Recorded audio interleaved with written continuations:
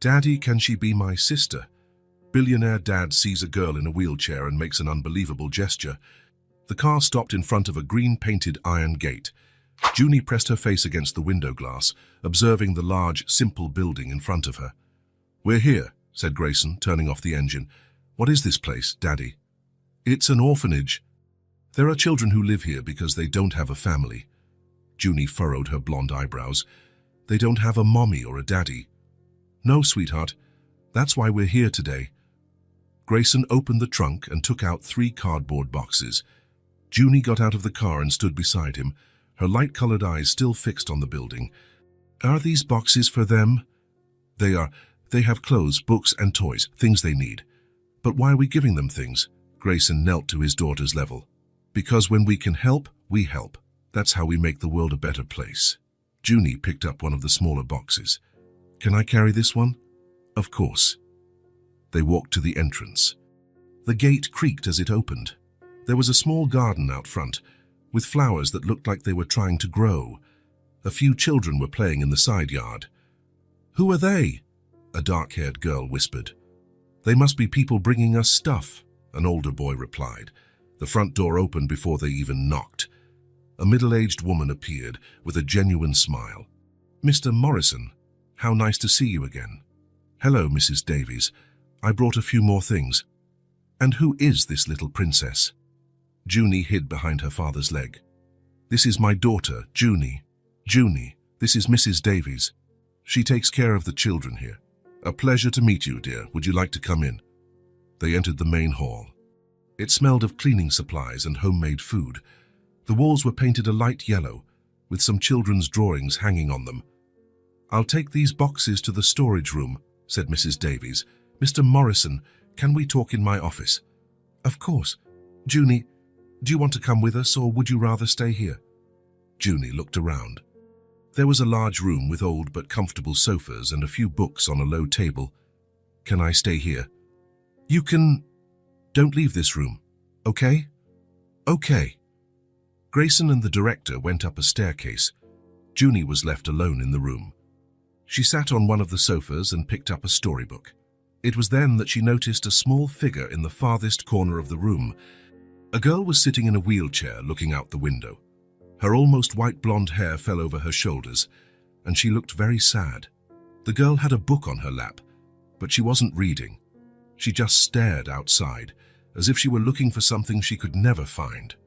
Her shoulders were slumped, and she looked very small in the big chair. Junie watched for a few minutes. The girl didn't even move. Every now and then she would bring a hand to her eyes and quickly wipe something away. This made Junie feel strange inside. The girl seemed so lonely. She remembered what her dad always said about helping when you can. Junie got up and walked slowly to the corner where the girl was. When she got closer, she saw that her eyes were a very light blue, and that she had tears caught in her eyelashes. "Hi," Junie said softly. The girl in the wheelchair turned, startled. She quickly wiped her eyes with the sleeve of her shirt. "Hi," she replied, her voice almost a whisper. "Were you crying?" The girl shook her head quickly. "No. It's okay if you were." "I cry sometimes too." The girl looked at her in surprise. "You do?" "Of course, everybody cries. My dad says it's not a shameful thing to do." "Here they say it is." "Who says that?" "The other kids. They say I cry about everything." Junie pointed to a regular chair near the window. "Can I sit here?" The girl hesitated but nodded. "You can. I'm Junie." "And you?" "Ruby." "Why were you sad, Ruby?" Ruby was silent for a while. "Today is my birthday." "Really? How old did you turn?" 5. "Same as me." Junie smiled. "But then why are you sad? Birthdays are fun." "Not here." "What do you mean?" "No one remembered. Mrs. Davies even forgot. And the other kids. They don't care." Junie felt her heart ache. "That's very sad." "It is." Ruby looked out the window again. "I wonder if my mum remembered my birthday." "You don't remember her?" "No. I've been here since I was a baby. Mrs. Davies said my mum couldn't take care of me." "Why?" Ruby touched her wheelchair. "Because of this." The chair. Yeah, she didn't know how to handle it. Junie found that strange. But you're just a normal person who uses a wheelchair. Ruby looked at her, surprised. Normal? Of course. You talk, you think, you feel. You're just like me, but with wheels. Other people don't think so. What other people?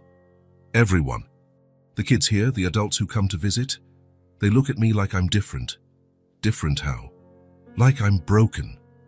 Junie shook her head. That's silly. You're not broken. How do you know?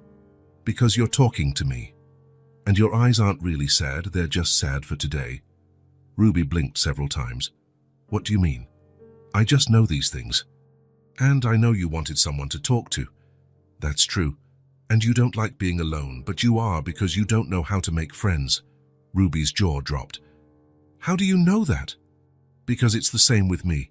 I'm alone at home too, just me and my dad. But you have a dad. I do, but he works a lot. And there are no kids on our street for me to play with. So you're lonely too? I am. That's why I know how bad it feels. Ruby nodded. It's very bad.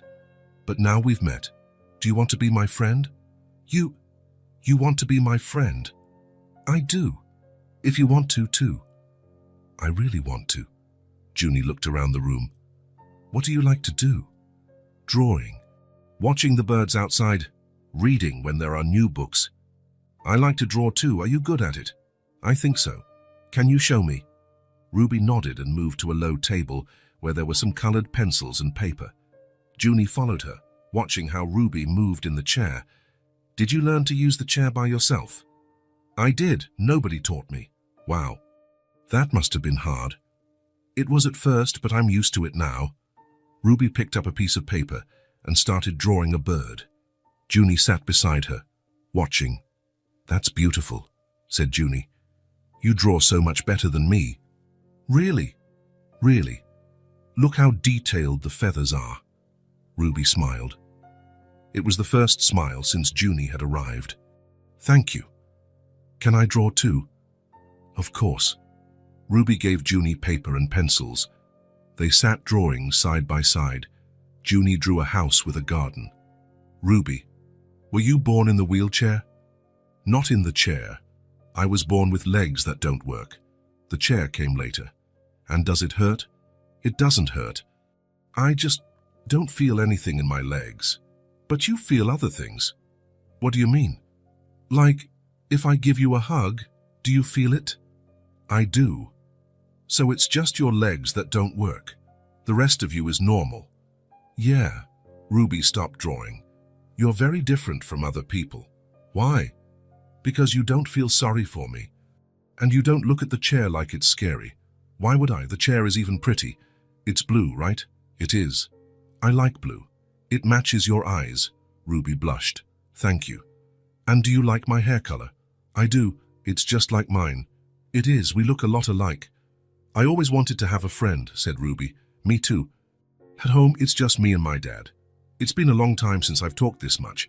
How long? Months. The other kids don't talk to me much. Why? Because I can't play the same games they do.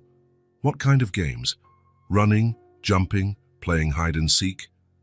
But there are lots of other things to play. Like what? Drawing, like we're doing now. Telling stories, playing with dolls. Would you do those things with me? Of course. By the way, do you have dolls here? There are some in that box, but they're kind of old.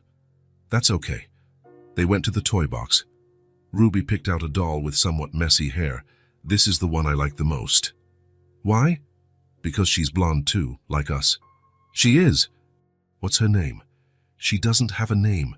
No one ever gave her one. Then let's give her one. How about Clara? Why Clara? Because she has light-colored eyes, just like us. I like it. Clara. Ruby hugged the doll. Do you want a doll too? Ruby picked another one from the box. Thanks.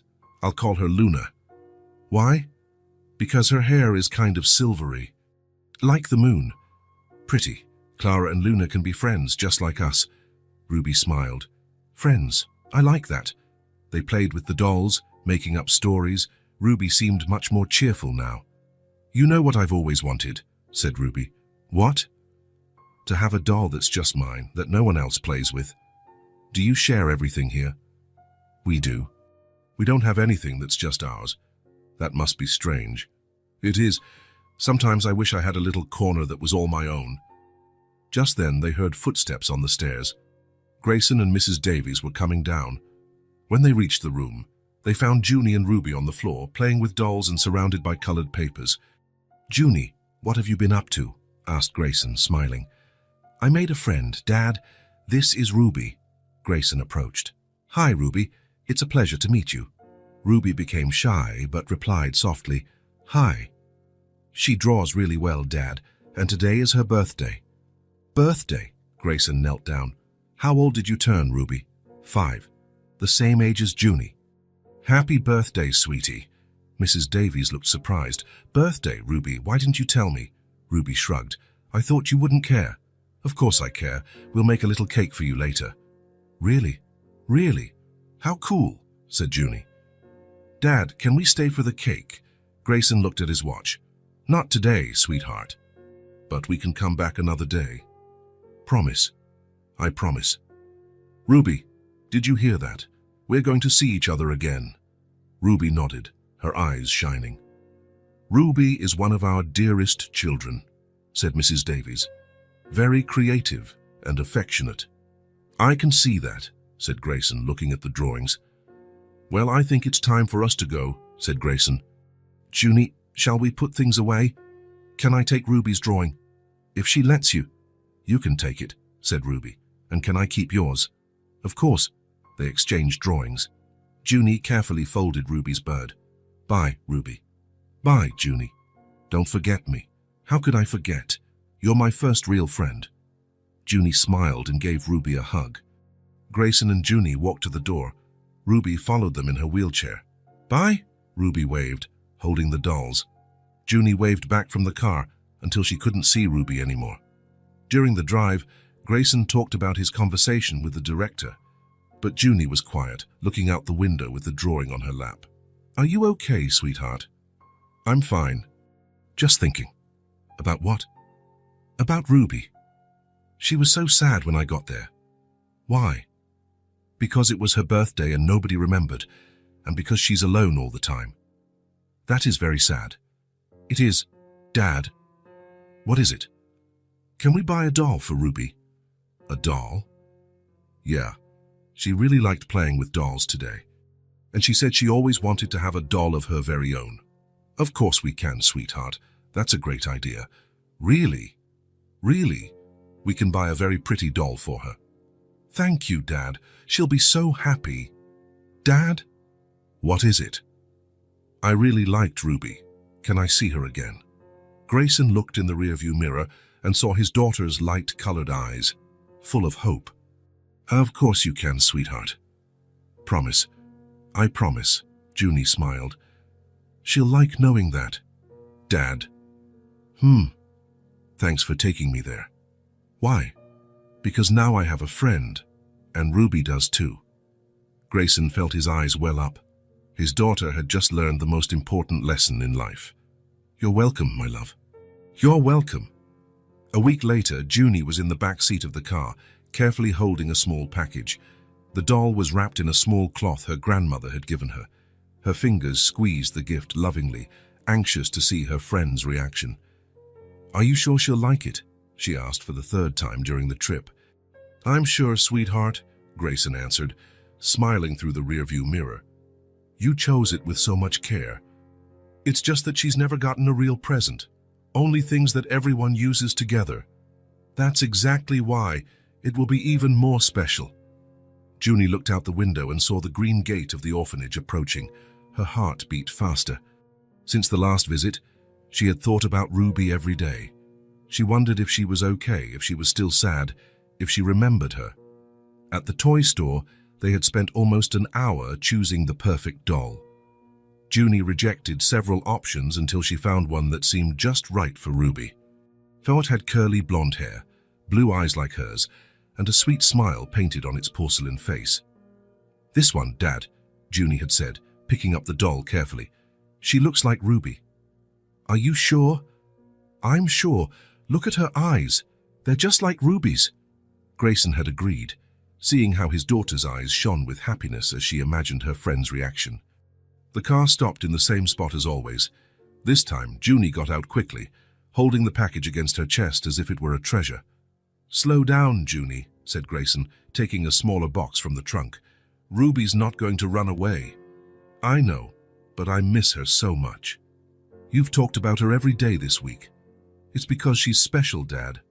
Different from other people." They walked to the entrance. Mrs. Davies greeted them with the same warm smile as always. "So good to see you again. Ruby has been asking when you would be back."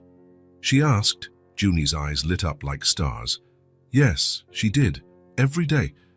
Is Junie coming back today?" It was always the first thing she'd ask me in the morning. "Really? Really?" "She's in the living room, in her usual spot. But she's more cheerful today. She said she had a feeling you would come." Junie ran ahead, leaving Grayson and the director behind. Her feet pattered on the wooden floor of the hallway, echoing through the house. When she reached the main room, she immediately looked for the corner by the window. There was Ruby, in the same position as a week ago, sitting in her wheelchair looking outside. But this time, when she heard the familiar footsteps, she turned quickly, as if she had been waiting for this moment. "Junie!" Ruby's face lit up like a rising sun. "Ruby!" Junie ran to her, almost tripping in her haste. "You really came back." "I knew you would." "Of course I came back, I promised, remember?" Ruby smiled that shy way Junie already knew so well. "I thought about you every day." "I thought about you too." Junie sat in the chair next to Ruby. "Look, I brought something very special for you." Ruby looked at the package Junie was holding so carefully. "For me. For you. It's a present." Ruby touched the cloth with her fingertips as if afraid of breaking it. "But why? Because it's your belated birthday present, and because special friends deserve special gifts. But I don't have anything to give you." "You already did. You gave me your friendship." With trembling hands, Ruby took the package. The cloth was soft and smelled like home, like family, like care. She had never held something that was completely hers, chosen especially for her. "Can I really open it?" "You can. I'm dying to see your face when you see what it is." Ruby began to unwrap the cloth with extreme care, as if she wanted to preserve every second of that moment. Her hands trembled slightly with nervousness and excitement. When the doll began to appear, she held her breath. It was more beautiful than anything she had ever seen. It had curly blonde hair that shone in the window light, blue eyes that seemed to look directly into her soul, and a pink dress with white lace details. It was new, with no signs of use, no broken or missing parts. Absolutely perfect. "She's beautiful," Ruby whispered, holding the doll as if it were made of the most fragile material in the world. "Do you really like it?" "Like it?" Ruby looked up, her eyes shining with tears that threatened to appear. "She's the most beautiful thing I've ever seen in my whole life. My dad helped me choose. We spent almost 2 hours at the store." 2 hours? Yeah, I wanted it to be perfect. Just like you. "No one has ever given me anything like this," Ruby continued to whisper, gently running her fingers through the doll's silky hair. Junie leaned closer, her light eyes meeting Ruby's. "It's so you remember that now you have me too." Ruby looked at Junie, then at the doll, then back at Junie. "Is she all mine? For real?" "All yours. Completely yours. No one else can play with her if you don't want them to. But the rules here say that..." "The rules don't apply to birthday presents. Mrs. Davies already talked to my dad about it. This doll is yours forever." Ruby hugged the doll to her chest and closed her eyes, as if she were making a wish. "Thank you, Junie. Thank you. Thank you. Thank you." "You're welcome. What are you going to name her?" Ruby thought for a long moment, looking intently at the doll's face, as if searching for the perfect name written somewhere. "Hope. Hope. What a beautiful name." "Why?" "Because it means hope. And she gives me hope." "Hope for what?" That maybe I'm not so different after all. If someone like you wants to be my friend and gives me beautiful gifts, Maybe I am normal. Junie felt her chest tighten with emotion. You were always normal, Ruby. You just needed someone to see it. And you saw it. I saw it from the very first day. They spent the whole afternoon playing with Hope. Ruby invented a special voice for the doll, soft and musical, and created elaborate stories about a brave girl who traveled the world in search of adventures and true friendships. Hope lived in a very tall castle, far, far away from here, Ruby was saying, making the doll walk gracefully across the table. But she didn't like being there alone. Why was she alone in the castle? Because the other dolls thought she was too different. She had a pink dress and blue eyes, and they only had plain clothes and dark eyes. And did that matter? To them, it mattered. But Hope knew that on the inside, she was just like everyone else. And then what happened? Then she decided to leave the castle and look for real friends. Friends who didn't care about the color of her dress or her eyes, but who liked her heart. And did she find those friends? Ruby looked at Junie and smiled, a smile that lit up her whole face. She did. A very special friend who also had blonde hair and understood what it was like to feel lonely sometimes. Just like us, exactly like us, and they stayed friends forever, forever and ever. While they played, other children from the orphanage passed through the room. Some stopped to look, curious about the new and obviously expensive doll Ruby was holding so carefully. "Ruby, what a beautiful doll," said an older, brown-haired girl. "Can I play with it for a little bit?" Ruby clutched Hope to herself, protecting her. "No, she's mine." "But we always share everything here. It's the rule." "Not this one. It was a special gift." The girl made a face and crossed her arms. "That's not fair. Why do only you get presents?" "Because it's her birthday," Junie said firmly. "And because she's my friend." The girl huffed and walked away. Ruby sighed in relief and hugged Hope tighter. "You don't like sharing your things?" Junie asked with curiosity. "I like sharing some things, but Hope is special. She's the first thing that's really, truly mine. I understand completely. I have things that are just mine and that I don't like to lend out." "Like what?" "My teddy bear that I've had since I was a baby, my diary where I write my secrets, my favorite blue blanket that my mom made for me." Junie listed them on her fingers. "They're things that make me feel safe and special. Hope makes me feel safe too and special. Then it's perfect. Everyone deserves to have something like that. I never thought I would. Now you do, and you'll have it forever." They continued playing until the sun began to set outside. Ruby didn't let go of Hope for a second, taking her everywhere in the room, introducing her to the other old dolls as if they were members of a royal family. At the end of the afternoon, when Grayson appeared to pick up Junie, he found the two girls sitting on the floor in a circle, with Hope in the center like a princess, surrounded by new drawings they had made especially for the doll. "How was your afternoon?" he asked, smiling at the scene. "Great," Junie replied enthusiastically. "Ruby loved the present, right, Ruby?" "I loved it more than anything in the world," Ruby replied, hugging Hope. "It's the most beautiful thing I've ever had." "I'm very happy, Ruby." Junie chose it with a lot of love. "Mr. Morrison," said Mrs. Davies, appearing in the room with a touched smile. "Thank you for such a special gift." Ruby hasn't let go of the doll for a second. "I don't think I've ever seen a child so happy. It was a great pleasure. Every child deserves to have something special that is just theirs." "Hope is going to live with me in my room," said Ruby. "I've never had anything to sleep with." "That's wonderful," said Grayson. "I'm sure you two will be very happy together." "Dad, can I come back next week?" Junie asked, already anticipating the answer. "Of course you can, if Ruby wants you to, of course." "I really want you to," Ruby said quickly, "and I can show you more of Hope's stories. I'm already thinking of several new adventures."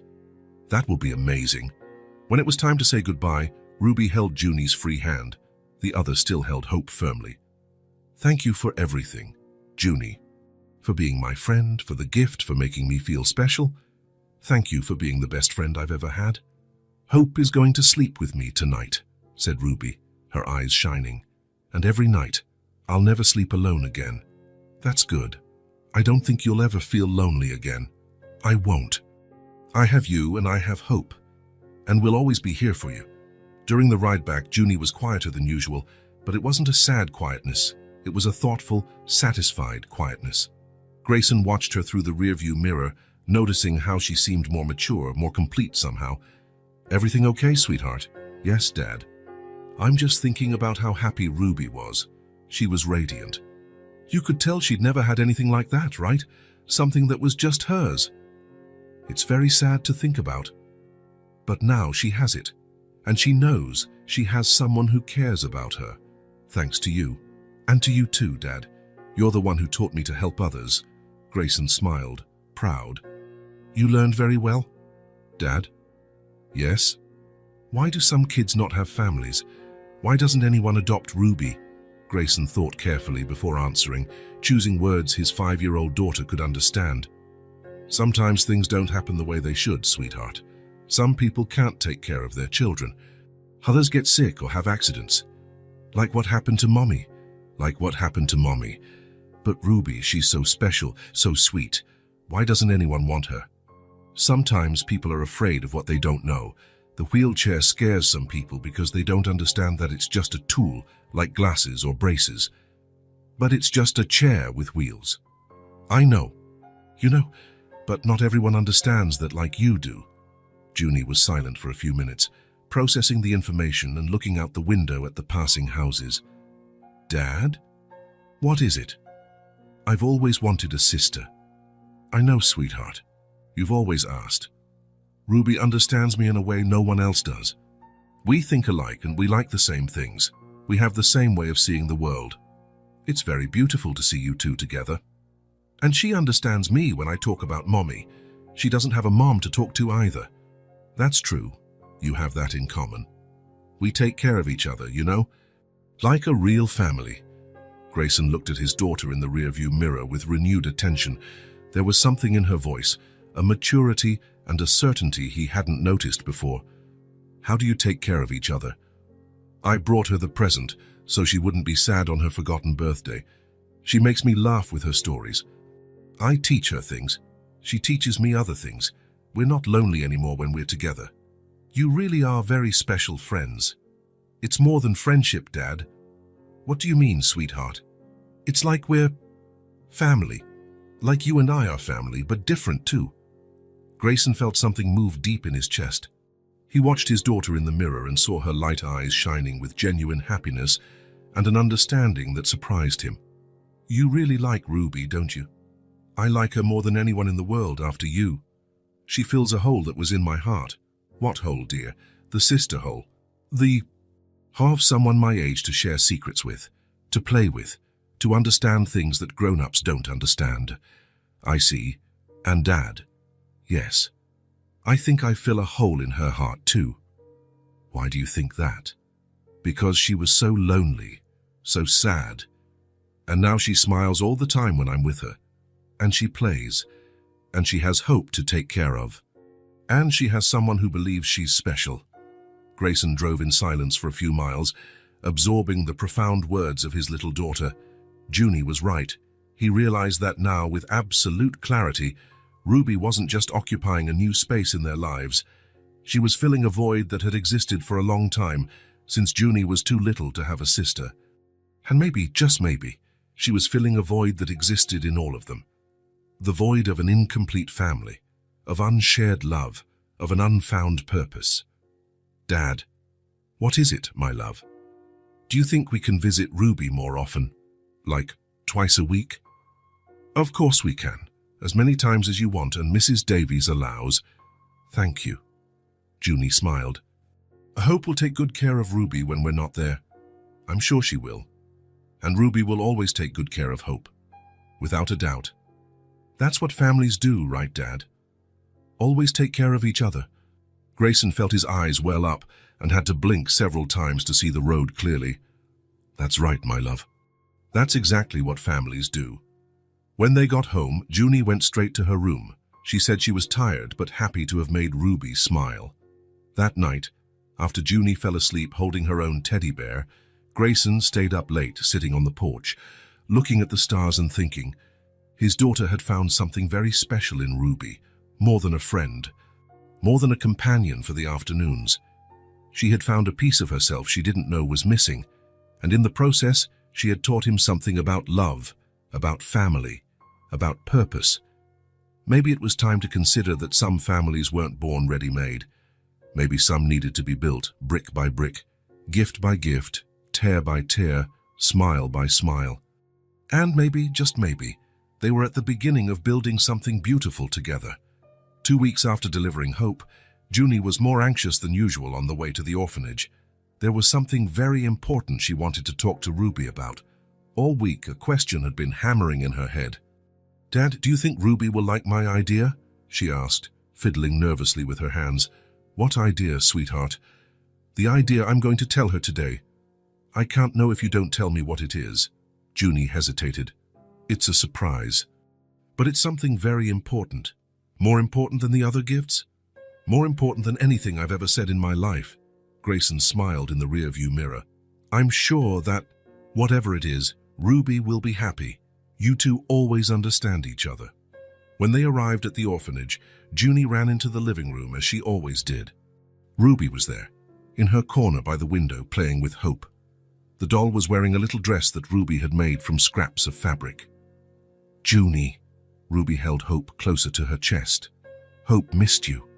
And I missed both of you." Junie sat down next to her friend. "How was your week?" "Very good. Hope slept with me every night, and I told her all the stories I could make up. I even made new clothes for her. That's so cool. She's getting more beautiful every day. And some of the kids here have started talking to me more because of Hope. They think she's very pretty." "That's great, Ruby." Ruby showed her the little bed she had made for Hope, a shoebox lined with soft fabric and decorated with drawings. "That's beautiful, Ruby. Did you do it by yourself?" "I did almost all of it myself. Mrs. Davies helped me cut the fabric, but I arranged everything." "You're very creative. Hope deserves the best, right?" "Just like you." They played with Hope for a little while, inventing new adventures, but Junie was pensive, as if she wanted to say something but didn't know how to begin. "Ruby," Junie said finally, taking her friend's hand in hers, "can I ask you something very important?" "Of course, you can ask me anything." Junie took a deep breath and looked directly into Ruby's light eyes. "Do you want to be my little sister?" Ruby blinked several times. "Your little sister?" "Yeah, for real, not just pretend." But how?" "My dad can adopt you. Then you can come live with us and we'll be a real family." Ruby fell silent, processing the information. Then she lowered her eyes, looking at her own hands. "But I can't walk." "So what?" Junie replied with natural ease. "But you can play. You can laugh. You can do a ton of things." "But families want kids who can do everything normally." "You do everything normally. You just use wheels instead of feet." Ruby looked up, surprised by the simplicity of the answer. But what?"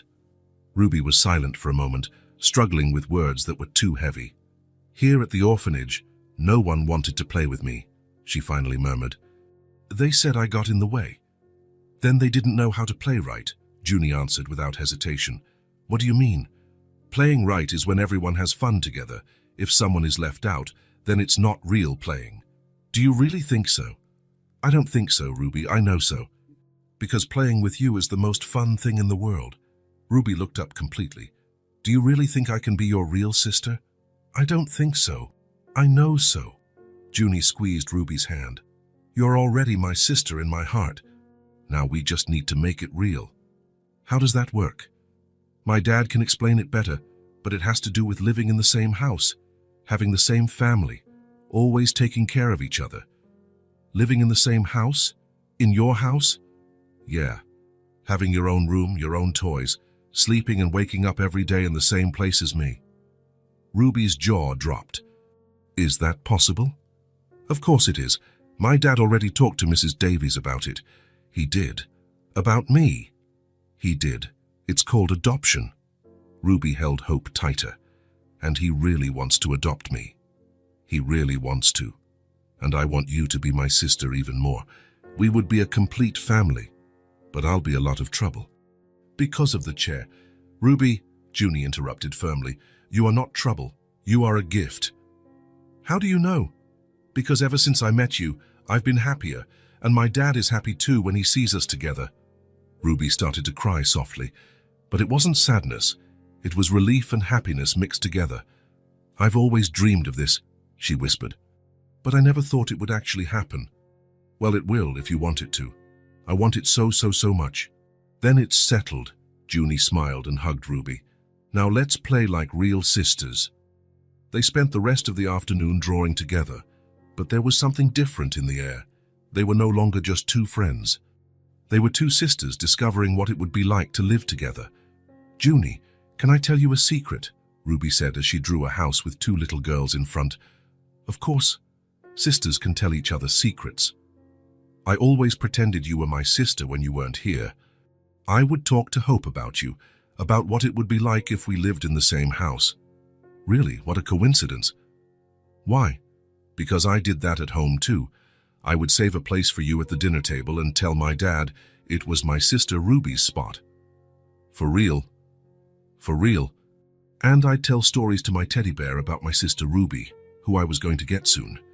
Ruby laughed out loud, and it was a sound unlike anything Junie had ever heard. It was a free laugh, without weight, without hidden sadness. And now it's going to be for real. It's going to be for real forever. When Grayson appeared in the room later, he found the two girls on the floor, surrounded by colorful drawings, laughing at some story Ruby was telling. How was the afternoon? He asked. Great, Dad. I talked to Ruby about, about that. And what did she think? Ruby looked at Grayson with her eyes still red from crying with happiness. Mr. Morrison, is it true that you want to adopt me? Grayson knelt to her level. It's true, Ruby. If you want to be part of our family, I want to very much. Then let's make it happen. At that moment, Mrs. Davies appeared in the room. Grayson stood up and went to speak with her in a corner, while the girls continued to play. Mrs. Davies, I'd like to talk about adopting Ruby. The director blinked several times. Adoption? Ruby's? Yes, my daughter and she have formed a very special bond, and we would like her to be part of our family. Mrs. Davies looked at Ruby, who was teaching Junie how to braid Hope's hair, and her eyes filled with tears. Mr. Morrison, no one has ever asked for her. In 5 years, no one has ever shown any interest. Why? The wheelchair scares a lot of people. They think it will be too difficult, too expensive. And is it? No more than any child. Ruby is special, Mr. Morrison. She has so much love to give, so much creativity. The director wiped her eyes. It would be an honor to start the adoption process. How long does it take? A few months. There's paperwork, visits, evaluations. But I can expedite whatever is possible. And in the meantime, you can continue to visit, and we can start preparing Ruby for the move. Grayson looked at the two girls, who were now drawing a family of 4, a man, 2 blonde girls, and a doll.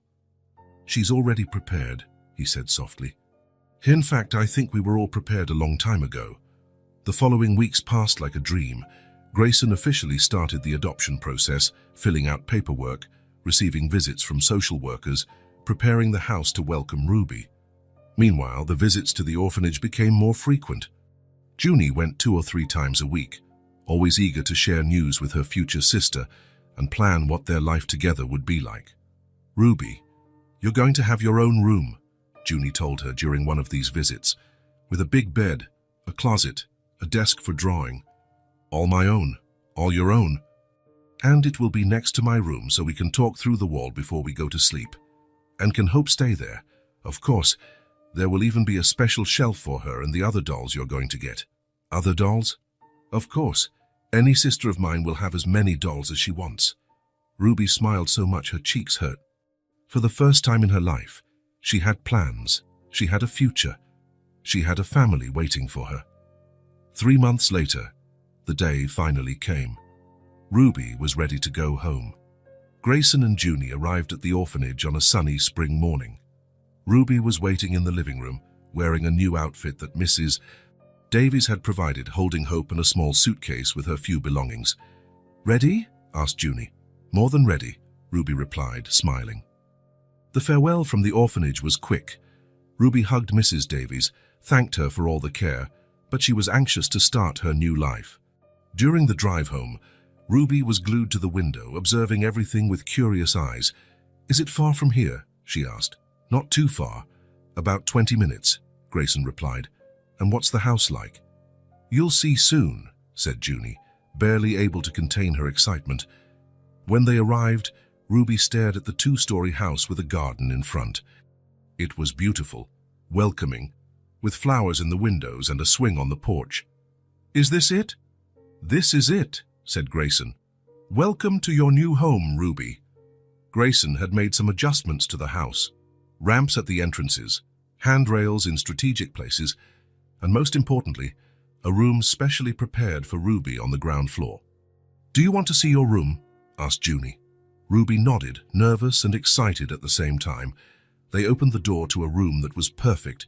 It had a low bed, easy for Ruby to transfer from her chair, a closet with hangers at the right height, an adapted drawing table, shelves for books and toys, and on the wall, a framed picture of the first drawing Ruby had made for Junie, the bird. "Is all this for me?" Ruby whispered, looking around with wide eyes. "It's your home now," Grayson said gently. Ruby entered the room slowly, touching each thing as if she needed to make sure it was real. The soft bed, the colorful curtains, the shelf where hope could live. "It's the most beautiful room I've ever seen," she finally said. "And it's just the beginning," said Junie. "Now we're going to be sisters forever." Ruby turned and hugged Junie with all her strength. "Thank you for choosing me as your sister. Thank you for accepting to be chosen." Grayson watched the 2 blonde girls hugging in the middle of the room and knew he had made the best decision of his life. His family was finally complete. Outside the window, birds sang in the garden trees. It was as if the whole world was celebrating the fact that Ruby had finally found her place in the world. Her home, her family, her sister, forever. A month after Ruby's arrival, the Morrison house had been completely transformed. What was once a quiet home, where only the steps of Grayson and Junie echoed through the halls, was now full of life, laughter, and lively conversations that lasted from breakfast until bedtime. "Junie, can you comb Hope's hair while I fix Clara's?" Ruby asked on a sunny Saturday morning. They were in Ruby's room on the floor, surrounded by dolls, small brushes, colorful ribbons, and all sorts of accessories Grayson had bought for them. The table was turned upside down, serving as an improvised beauty salon. "Of course, but I think Hope is being a bit rebellious today," said Junie, picking up Ruby's favorite doll. "Look how messy her hair is. It's because she had a busy night. She dreamed she was flying with the birds in the garden." "How do you know?" "She told me when she woke up," Ruby replied with all seriousness, making Junie laugh. "Do your dolls talk to you?" "Yes, they do, don't yours?" "They do too. My bear Theodore always tells me his dreams." They spent the entire morning creating elaborate hairstyles on the dolls. Ruby made perfect braids, while Junie was an expert in buns and ponytails decorated with ribbons. Each doll got a unique look, and they made up stories about where each one was going with that special hairstyle. "Clara is going to a royal ball," explained Ruby, putting a golden ribbon in the doll's hair. "She's going to dance with a prince. And Hope is going to a garden party," said Junie, making small braids with fabric flowers. "Where there are butterflies and little birds. Can they go together?" "Of course. Sisters always do everything together." From upstairs, Grayson listened to the girls' voices blending into a cheerful melody that filled every corner of the house. He was working from home that Saturday, but he constantly found himself stopping just to listen to the laughter coming from Ruby's room. For years, that house hadn't heard the pure sound of childhood. Since Junie was too little to really talk and play, the house had lived in a respectful silence, broken only by polite conversations between father and daughter or the sounds of the television. Now there was constant music, lively conversations about dreams, plans, and discoveries, arguments about which color pencil to use in a drawing, laughter that erupted from nowhere and spread through the house like rays of sunshine. "Dad!" Junie shouted from downstairs. "Come see what we did!" Grayson came down the stairs and found the 2 girls in the living room, with all the dolls lined up in a row, each with a different hairstyle and matching outfits. "What a beautiful parade," he said, crouching down to admire their work. You are professional hairstylists. Ruby taught me how to do a 4-strand braid, said Junie proudly. And Junie taught me how to make a double bow, Ruby added. You teach each other a lot of things, don't you? We learn something new from each other every day, said Ruby. Yesterday Junie taught me how to make a paper airplane, and I taught her how to draw clouds that look real. And today we're going to trade stories, said Junie. We're each going to tell a made-up story to the other. Can I listen too? Asked Grayson. Of course, they both said at the same time, then laughed for having spoken together. They settled on the living room sofa. Ruby sat in the middle, between Grayson and Junie, with Hope on her lap. That's how they liked to sit, always close together, always touching in some way. I'll start, said Junie. Once upon a time, there was a magical doll who lived in an enchanted forest. Junie told an elaborate story about a doll who helped lost animals find their families. Ruby listened with full attention, asking questions and making suggestions for the plot. Now it's my turn, said Ruby when Junie finished. Once upon a time, there was a golden bird who didn't know how to fly. Ruby's story was about a bird who discovered that he didn't need to fly to be special because he could sing the most beautiful songs in the world. Grayson noticed how his daughters expressed themselves through their stories, revealing their fears, dreams, and way of seeing the world. What beautiful stories, he said when Ruby finished. You have incredible imaginations. We make up stories every day, said Junie, especially at bedtime. At bedtime? Yeah, explained Ruby. Sometimes I sleep in Junie's room, sometimes she sleeps in mine. And before we go to sleep, we tell stories softly. You sleep in each other's rooms. Sometimes, said Junie, when we want to talk later, or when Ruby has a nightmare. I still have nightmares sometimes, Ruby admitted quietly. I dream that I'm back at the orphanage and that you guys aren't real. But then Junie wakes me up and reminds me that I'm home, Ruby continued, smiling at her sister. And when I have nightmares about scary things, Ruby tells me stories until I calm down, said Junie. Grayson felt his chest warm. His daughters had created their own system of mutual care, a support network that worked naturally, without any adult needing to teach them. You take good care of each other, he observed. That's what sisters do, said Ruby simply. How do you know that? Grayson asked, curious. I don't know, I just feel that it's right. When Junie is sad, I get sad too. When she's happy, I get even happier. And when Ruby is worried, I get worried too, said Junie. It's like we're connected on the inside. After lunch, the girls went out to play in the garden. Grayson had installed a low picnic table, perfect for Ruby to reach from her wheelchair, and scattered cushions on the grass for Junie to sit on. Let's play family, suggested Junie. What do you mean? You be the mum, I'll be the oldest daughter, and the dolls are the babies. But I don't know how to be a mum, said Ruby, hesitant. Nobody knows at first. We'll learn together. They played family for hours. Ruby discovered that she liked to take care of the baby dolls, inventing voices for them and creating care routines. Junie had fun being the responsible daughter who helped her mother with everything. Ruby, you would be a very good real mum, said Junie in the middle of the game. Why? Because you're caring and patient, and you tell the best stories. You would be a very good older sister too. I already am. I am your older sister. That's right, Ruby laughed. Sometimes I forget because we look so much alike. How many minutes older do you think I am? About 5 minutes? Perfect. So I'm responsible for taking care of you for 5 minutes, and you take care of me for the other 5. At the end of the afternoon, Ruby decided she wanted to explore more of the garden. She had limited herself to the area near the table, but now she wanted to see the flowers that grew at the back of the yard. I'm going to see the roses Dad planted, she said, starting to push her chair across the grass. Want me to push? Offered Junie. No, thank you. I can do it. Ruby was determined to be as independent as possible. Grayson had taught her that asking for help when she needed it was important, but that doing things on her own when she could was equally valuable.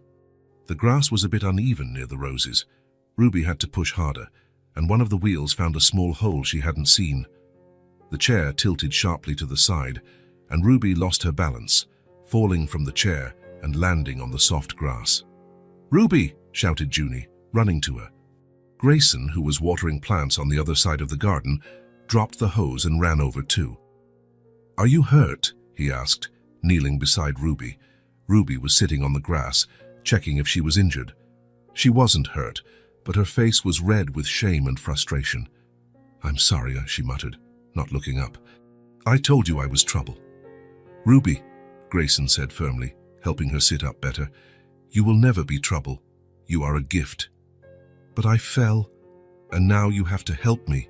And nothing," Grayson interrupted, his voice full of affection. "Falling is a part of life. Everyone falls sometimes. I fall.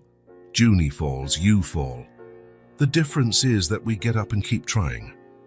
"But it's harder for me," Ruby whispered. "Some things are harder for you, others are easier. You draw better than Junie and I put together.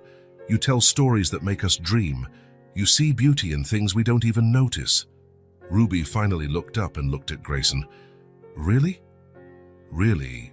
And you know what else? I feel lucky every day that you're a part of our family. Even when I fall and need help, especially when you need help, because it means you trust us, and because taking care of the ones we love is one of the best parts of having a family." Ruby didn't answer with words. Instead, she threw herself into Grayson's arms and hugged him with all her might, burying her face in his shoulder. Grayson hugged her back, feeling how small and fragile she still was, but also how strong and brave. He felt Junie join the hug, wrapping her thin little arms around both of them. "I love you guys," Ruby whispered in the hug. "And we love you," Grayson replied. "More than you can imagine." When they separated, Grayson helped Ruby back into her chair, checked if she was comfortable, and then the three of them went to see the roses together. "They're beautiful," said Ruby, gently touching a red petal. "Do you want me to cut one for you to take to your room?" offered Grayson. "Can I? Won't they be sad?" "Not if we cut it carefully.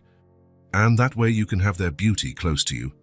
Grayson cut a small, perfect rose, which Ruby held as if it were made of gold. "I'll put it in the glass of water on my nightstand," she said. "That way, I'll wake up every morning seeing something beautiful." "Just like I wake up seeing you two," said Grayson, making the girls laugh. That night, after the girls had dinner and took their baths, they settled in the living room for story time before bed. It was a tradition they had created. Each night, a different person told a story to the other two.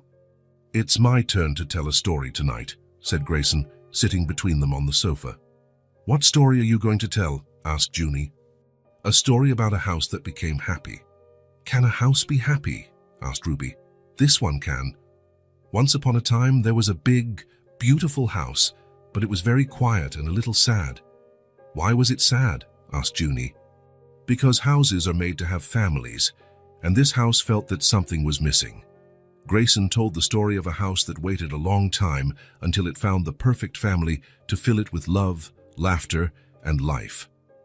"And when the family was complete," he continued, "the house was so happy that it began to glow from the inside. The walls grew warmer, the hallways echoed with sounds of joy, and even the plants in the garden grew more beautiful." "Like our house?" asked Ruby.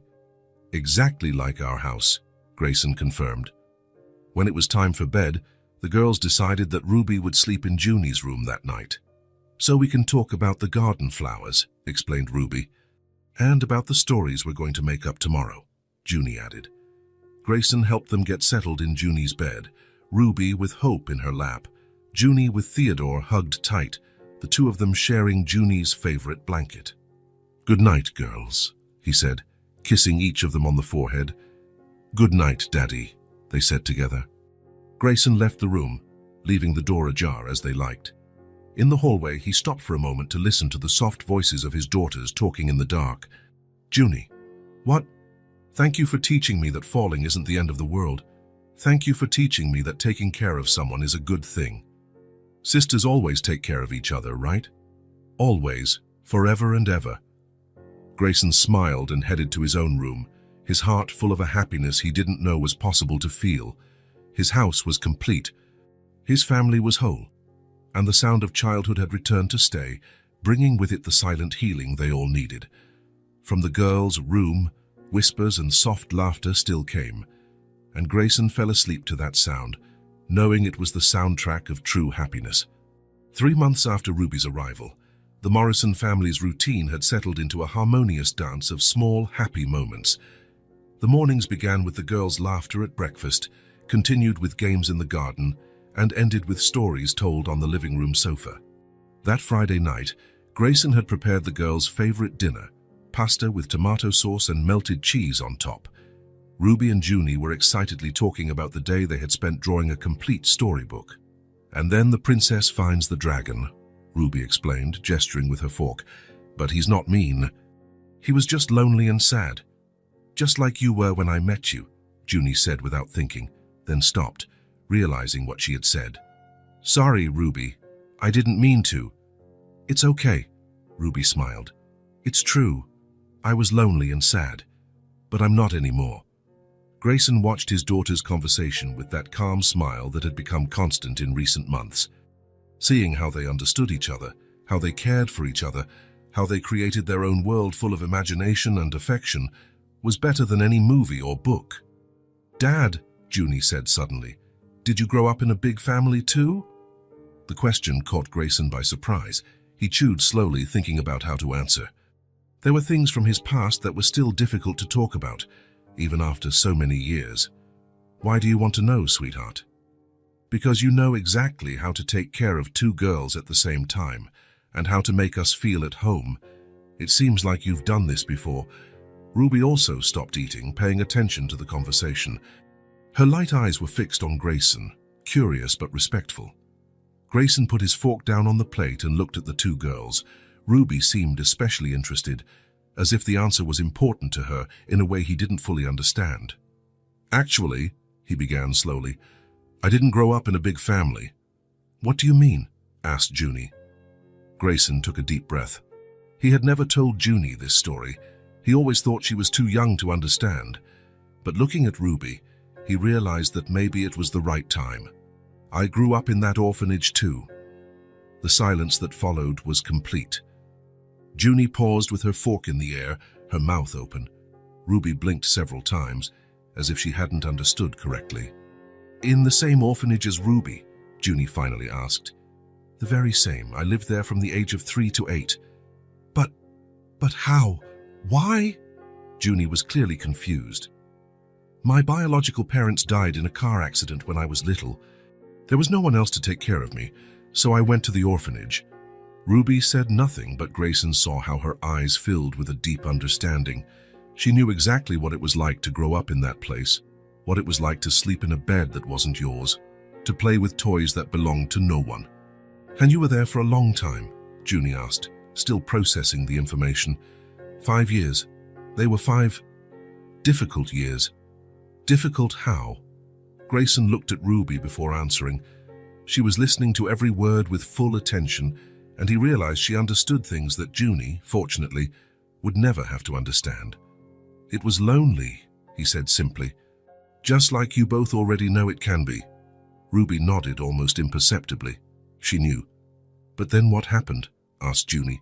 "Then a family chose me, a couple who couldn't have biological children, but who had a lot of love to give. They adopted me and gave me a new chance at a real family." "Just like you did with Ruby?"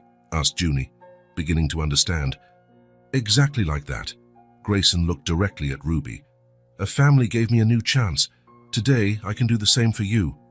Ruby let her fork fall onto her plate. Her eyes were shining, but not with sadness. It was something different, more profound.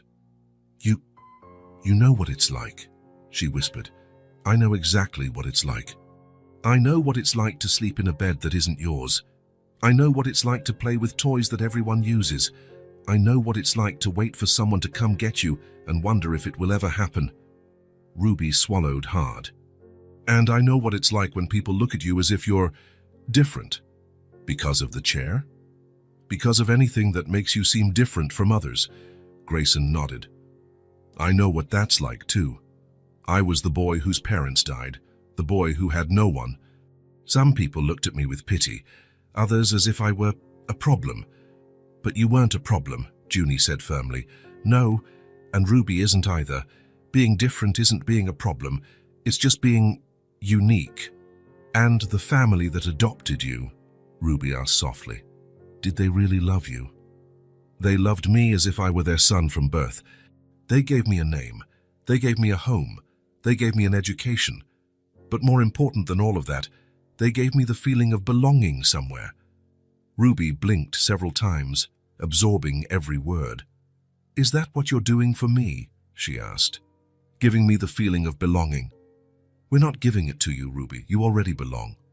Ever since the first day, Junie came home talking about the special girl she had met. Even with the chair, even with all the things I can't do. Especially because of who you are. The chair is just a part of you. Just like my glasses are a part of me. Or Junie's blonde hair is a part of her. Ruby was silent for a long moment, poking at her food without eating. Dad, said Junie, does the family that adopted you still exist? My adoptive mother passed away when I was 20. My adoptive father passed away shortly before you were born, but they taught me how to be a father. They taught me that family isn't about blood, it's about choice. About deciding to love someone every single day. Is that why you knew Ruby had to be part of our family? Asked Junie.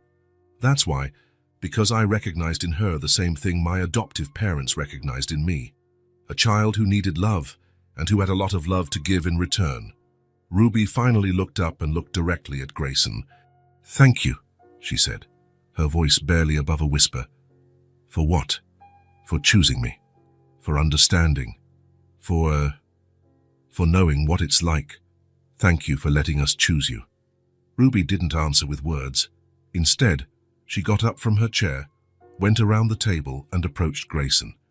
He picked her up and she snuggled against his chest as a smaller child would. I'll never have to go back there, will I? She whispered. Never. This is your home forever. And you are my family forever. Forever and ever. Junie also got up and joined the hug, wrapping her thin arms around her father and sister. We're a lucky family, she said, because everyone chose each other. What do you mean? Asked Ruby. Dad was chosen by his family. I was chosen by Dad when I was born. You were chosen by us, and we chose you all back. Ruby smiled, and Grayson felt how she completely relaxed in his arms. For the first time since she had arrived at the house, she seemed truly at peace. Can I tell you a secret? Ruby whispered in Grayson's ear.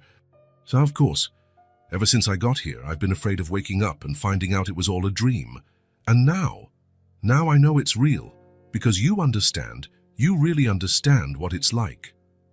Grayson hugged her tighter, feeling how this small, brave child had finally found her place in the world. Not just any place, but the right place. The place where she was loved not in spite of her differences, but including all of them. Ruby, he said softly. Yes. Welcome to the family. Forever. Ruby didn't answer, but Grayson felt her tears wet his shirt. They were tears of relief, of gratitude, of a happiness so deep it couldn't be contained in words.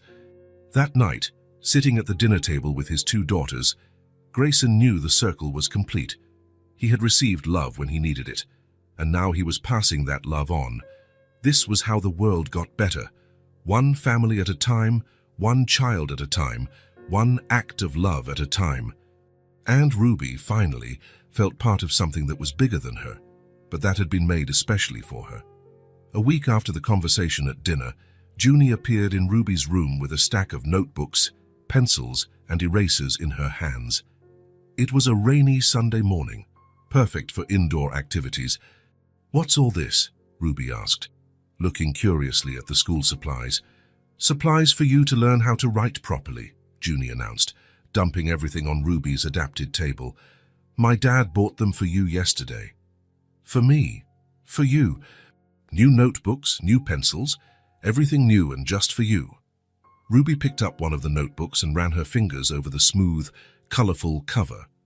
They were beautiful notebooks, with covers that showed flowers, butterflies, and rainbows. Completely different from the old, used notebooks that sometimes appeared at the orphanage. But I already know how to write a little. I know you do, but I want to teach you to write like they teach in school, with nice handwriting.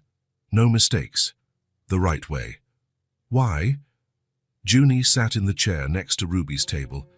Because you're very important to me, and important people deserve to know all the cool things. Ruby smiled and opened the first notebook. The pages were white and clean, full of possibilities. Where do we start? With your name, I'm going to teach you how to write Ruby in the most beautiful way possible. Junie took a pencil and slowly wrote Ruby in large, neat capital letters on the first line of the notebook. See? Now you try underneath. Ruby held the pencil carefully and tried to copy the letters. Her hands trembled a little with nervousness, and the letters came out a bit crooked. "It's ugly," she murmured, frowning. "It's not ugly, it's a start. No one writes beautifully on the first day. It took me weeks to be able to write my name right." "Really? Really?" "Look." Junie took another notebook and showed Ruby some pages of exercises she had done when she was learning. The first few lines were full of uneven letters and crooked words. "Wow, you wrote worse than me," Ruby said, laughing. "Much worse. But look here at the end." Junie turned to the last pages, where her handwriting was much neater and more organized. "See? With practice, it gets pretty, and you'll get it too." They spent the entire morning practicing letters. First Ruby's name, then Junie's name, then simple words like house, doll, and family. "Now I'm going to teach you a very important word," said Junie, taking a new notebook. "What word?" "Daddy." Junie wrote the word with special care, even adding little details to the letters. "Why is this word important?" "Because now you have a real daddy, and every daughter has to know how to write daddy." Ruby looked at the word for a long moment, as if she were seeing something magical. "Can I try?" "Of course." Ruby copied the word slowly, concentrating on each letter. When she finished, they both looked at the result. "It looks beautiful," said Junie. "It really does." Ruby smiled. "Now I know how to write daddy. And I'll teach you how to write sister too." They continued to practice.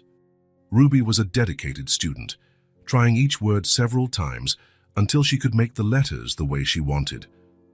Junie was a patient teacher, explaining how to hold the pencil, how to make the curves of the letters, how to leave the right amount of space between words.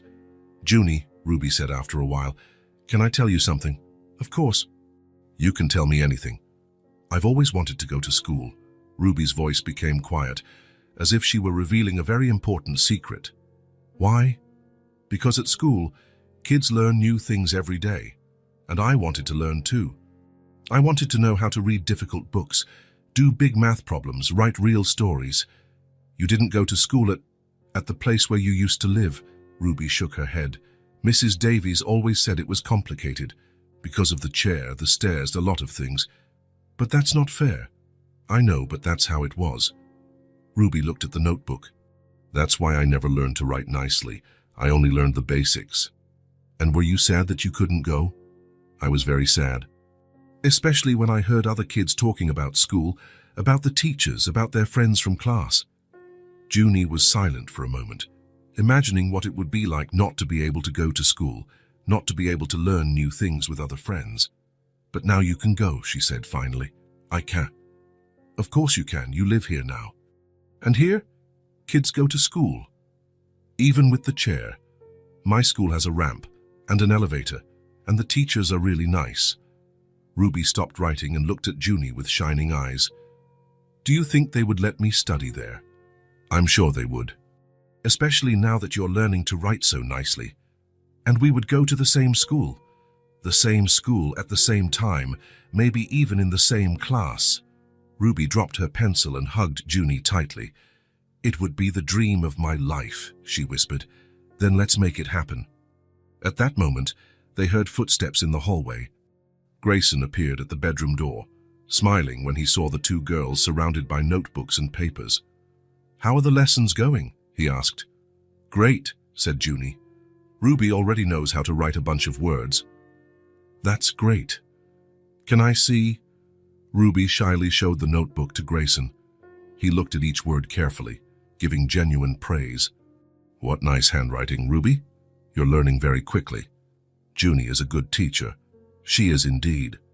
Grayson sat on the edge of the bed. "And what are you learning all this for?" "So Ruby can go to school," Junie said quickly. Grayson looked at Ruby, who had her eyes fixed on the notebook, as if she were afraid to hear the answer. "Ruby," he said gently. "Look at me." Ruby slowly looked up. "I've always wanted to go to school," she said quietly, as if apologizing for wanting something. Grayson smiled. "You're going to go to the same school as Junie." Ruby blinked several times, as if she hadn't quite understood. "I am." "You are. I already spoke with the principal last week. They're getting everything ready for you to start next semester." "For real?"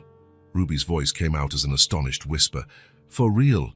You'll have teachers, classmates, your own books, everything a girl like you deserves to have." Ruby couldn't speak. Her eyes filled with tears, but this time they were tears of a joy so great it couldn't fit inside her. "And I'll be there with you," said Junie, taking her sister's hand. "I'll show you where everything is, introduce you to my friends, have lunch with you." Do you think I'll be able to keep up?" Ruby asked, still hardly believing what she was hearing. "I'm sure you will," said Grayson. "You're very dedicated, very hard-working. And now that you're learning to write better, you'll be prepared for anything. And what if the other boys and girls don't like me?" "They will like you," Junie said with conviction. "You're the coolest person I know. And if anyone doesn't like you, I'll take care of you." "Like sisters do," Ruby added, smiling. "Like sisters do." Ruby looked at the notebook full of words she had learned that morning, her own name, written by her own hands, the word Daddy, which was now a part of her life, the word family, which finally had a real meaning. For the first time in her life, Ruby could see the future, not as something distant and impossible, but as something real that was waiting for her.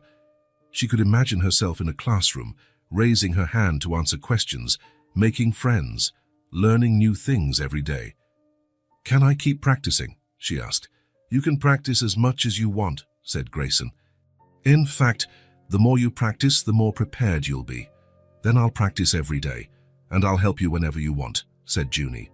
Ruby picked up the pencil again and looked at the blank page in front of her. There were so many words to learn, so many stories to write, so much future to live. She began to write a new word, a word that Junie hadn't taught her yet, but that she knew was important. Tomorrow. Because now, for the first time, Ruby believed that tomorrow really existed, and that it would be good. "Thank you," she whispered, without looking up from the notebook. "For what?" Junie and Grayson asked at the same time. "For giving me a future." And she kept writing, one letter at a time, building her tomorrow word by word. 6 months after Ruby had arrived at the Morrison home, Grayson received a call that would change everything permanently. It was the social worker assigned to the case. All the documents were ready. It was time to make official what their hearts already knew. "Do the girls need to come along?" Grayson asked on the phone. "Ruby needs to be present to sign some age-appropriate documents," the social worker explained, "but it will be something simple, in a small room, nothing formal. And after that? After that, you can go home, as a complete and official family." Grayson felt a deep emotion rise in his chest. The moment had finally arrived. That Thursday morning, the three of them had a quieter breakfast than usual. It wasn't sadness, but anticipation. "Is today the day?" Ruby asked softly. "Today is the day," Grayson confirmed. "And after this, I'll officially be your daughter." "You are already my daughter, Ruby. Today we're just making the papers agree with what our hearts already know." Ruby smiled and held Junie's hand. "And will we be sisters on paper too?" "We'll be sisters in everything," said Junie, "forever." The drive was different this time. Ruby didn't look out the window with curiosity. Instead, she held hope against her chest and looked pensive. "Are you nervous?" asked Junie. "A little. It's strange going back there." "Why?" "Because the last time I left, I was one person. Today, I go back as a completely different person." "What do you mean?" "Last time, I was just the Ruby nobody wanted. Today, I'm the Ruby who has a family, who has a sister who is going to school. You were always special, Ruby," Grayson said from the rearview mirror. "The difference is that now you know it." When they arrived at the orphanage, everything seemed smaller than Ruby remembered. The green gate, the garden, the building that had once been her entire world. Now it just seemed like a place she had passed through. Mrs. Davies greeted them with an emotional smile. "How good to see you, Ruby. You look so beautiful and happy." Ruby really was different. Her blonde hair shone, her light eyes had a light that didn't exist before. She moved with confidence, like someone who knew where she belonged. "Thank you, Mrs. Davies. How are the other children?" "They're fine. Some asked about you in the first few weeks. And what did you tell them?" "I said you found your family and were very happy." Ruby nodded, satisfied. "Shall we take care of the paperwork?" said the social worker. They were taken to a small room Ruby had never seen before. It was cozy, with a wooden table, a few chairs, and a window that looked out onto the yard where she used to play alone. "Ruby," the social worker said gently, "do you understand what is happening today?" "I do. Mr. Morrison is going to sign papers to be my official dad, and I'm going to sign to be his official daughter." "Exactly. And are you sure this is what you want?" Ruby looked at Grayson, then at Junie, then back at the social worker. "I am absolutely sure. They are my family." The papers were presented one by one. Grayson signed his name on several lines, each signature making official something that had been real for months. Ruby, with her careful handwriting, signed her name in the indicated places. "There," said the lawyer with a smile. "Ruby Morrison, welcome officially to the family." "Ruby Morrison," Ruby repeated softly, testing how it sounded. "I like it." "And now?" asked Junie. "Now you can go home and be an official family." It was all simpler than anyone had imagined.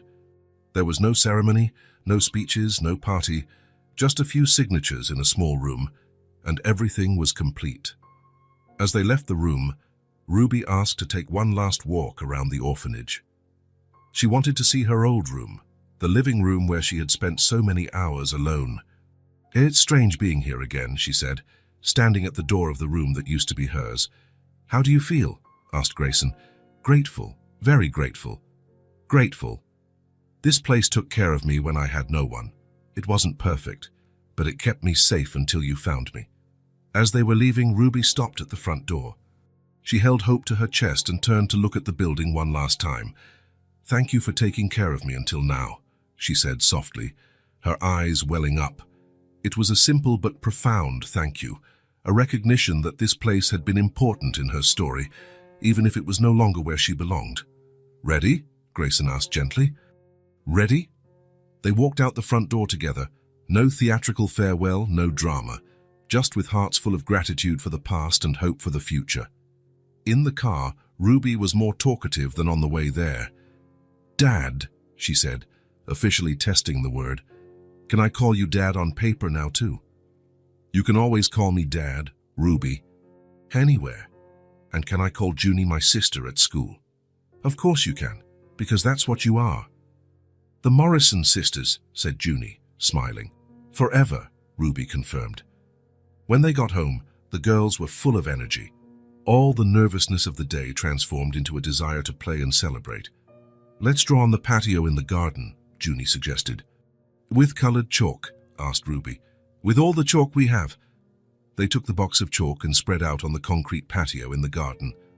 Ruby positioned herself in her chair on a smooth part, while Junie sat beside her. "What should we draw?" asked Ruby. "The school of our dreams." "What do you mean?" "The perfect school where we both will study. The way we imagine it." Ruby took a piece of blue chalk and started to draw a large, beautiful building. Junie took green chalk and drew trees around it. Soon they were completely absorbed, adding details and colors. "This is the classroom door," Ruby explained excitedly when Grayson joined them, sitting on the ground. "And this is where the teacher stands," Junie added, pointing to an area decorated with colorful flowers. "And this square is the library," said Ruby, "with thousands of books." "And this part is the playground where we'll play during recess," said Junie. "You've thought of everything," said Grayson, admiring the elaborate drawing. "It's because we dream about this every day," Ruby explained. "And now the dream is going to become a reality," said Junie. When they finished, it was already lunchtime. But the day was so beautiful that Grayson suggested something different. How about we have a picnic in the garden to celebrate? A real picnic? Asked Ruby, excited. A real one, with a blanket on the ground, yummy food and everything. They prepared sandwiches, cut up fruit, filled bottles with juice, and got some homemade cookies. Grayson spread a large checkered blanket on the lawn, under the shade of Ruby's favorite tree. "This is the most beautiful picnic I've ever seen," said Ruby, transferring herself from her chair to the blanket. "It's the first official Morrison family picnic," said Junie solemnly. "Then it has to be special," Grayson agreed. They ate, laughed, told stories, and made plans for the future. Ruby talked about how excited she was to start school. Junie explained everything they would do together at school. Grayson listened to them talk and felt complete happiness. After eating, the girls played on the blanket, rolling on the grass, tickling each other, laughing at silly things that only sisters find funny. Grayson watched them, trying to record that moment in his memory forever. His two daughters, so physically similar but so different in personality, complementing each other perfectly. Ruby, with her natural kindness and infinite creativity. Junie, with her contagious energy and generous heart. They were playing making grass angels, lying down with their arms outstretched, laughing because the grass tickled. "Dad, come make grass angels with us," shouted Junie. "Come on," insisted Ruby. Grayson joined them, lying on the grass between the two girls. The three of them lay there looking at the blue sky, listening to the birds sing. "Dad," Ruby said softly, "yes. Thank you for adopting me. Thank you for letting us adopt you. And thank you, Junie, for wanting a sister. Thank you for being the perfect sister for me." Grayson closed his eyes and took a deep breath. There, lying on the grass in his garden, with his two daughters by his side, he understood something profound about legacy and inheritance. It wasn't the material possessions that mattered. It wasn't the house, the money, or any physical thing he could leave them. The true inheritance he was building was this: the unconditional love he had taught Junie to have for Ruby, the trust he had helped Ruby develop, the family they had built together moment by moment, choice by choice. This was the true inheritance he would leave, not what he had given them, but what they had built together. "Dad, are you crying?" asked Junie, noticing the tears in his eyes. "They're happy tears," he explained. "How can tears be happy?" asked Ruby. "Sometimes happiness is so big it doesn't just fit in your heart, so it comes out through your eyes too." The girls laughed and snuggled closer to him. "We're full of happiness too," said Ruby. "So much it can't even fit," Junie agreed. They stayed there until the sun began to set, just enjoying being together, officially and forever a family. When they finally went inside, Ruby stopped at the door and looked back at the garden where they had spent that perfect afternoon. "Junie," she said, "what is it? Remember when you asked me if I wanted to play?" "I remember. That was the most important question anyone has ever asked me in my life." "Why?" "Because it changed everything. Forever. And it was true. Sometimes, love really does start with a simple question, and it changes everything forever." If this story touched your heart, subscribe to the channel and turn on notifications so you don't miss the next ones. Leave a like because it helps this story get recommended to more people. See you in the next story.